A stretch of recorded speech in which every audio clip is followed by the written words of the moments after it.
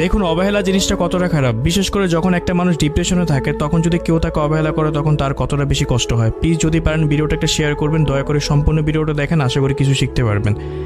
আমার একটা ফ্রেন্ড ছিল, ফ্রেন্ডটার যখনই দরকার হতো তখনই সে আমাকে নক করতো, এছাড়া সে আমাকে কখনোই সেরকম নক করতো না। তো তার যখন দরকার হতো তখন নক করতো। একদিন ভাবলাম ও যদি এরপর থেকে কখনো আমাকে নক করে তখন আমি ওর সাথে কথা বলবো না, আমি ওকে অ্যাভয়েড করবো বা লেট করে অ্যান্সার করবো।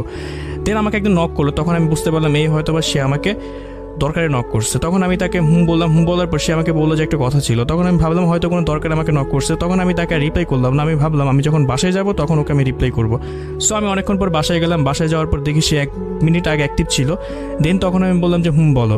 তারপর সেও দেখি লাইনে আসতেছে না, তখন ভাবলাম ওর যখন দরকার হবে তখন আবার আমাকে নক করবে, কারণ ও তো দরকার হলে আমাকে নক করে। তারপর আমি বের হয়ে গেলাম। যখন বিকেল 5টা বাজে তখন আমার একটা ফোন আসলো, আমার এক রিলেটিভ মারা গেছে, তখন আমার ওইখানে যাইতে হবে। তো আমিও তখন চলে গেলাম। তো চলে যাওয়ার পর যখন সন্ধ্যা হলো তখন আমার একটা ফোন আসলো, আমার যে ফ্রেন্ড ছিল তার ফ্রেন্ড আমাকে ফোন করে বলতেছে জয় ও তো মারা গেছে।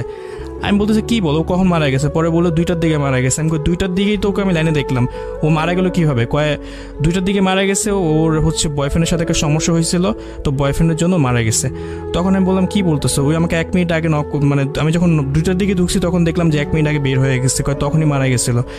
তো তখন আমি ভাবলাম যে ও হয়তো বা তখন ওর কষ্টের কথাগুলো শেয়ার করতে চাইছিল, কারণ আমাকে বলছিল একটা কথা বলবো তোমাকে, কিন্তু আমি তখন তাকে অবহেলা করছিলাম বা নিজ থেকে বুঝছিলাম হয়তো বা ও কোনো দরকারে আমাকে নক করছে।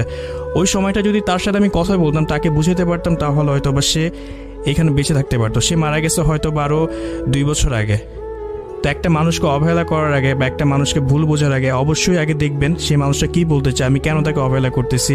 আর সবাইকে সবসময় অবহেলা করবেন না, অবহেলা জিনিসটা অনেক খারাপ। যদি ভিডিওটা ভালো লেগে থাকে, যদি আপনার প্রিয় মানুষ আপনাকে অবহেলা করে থাকে, তাহলে অবশ্যই তাকে ভিডিওটা শেয়ার করবেন, তাহলে সেও কিছুটা শিখতে পারবে। ধন্যবাদ।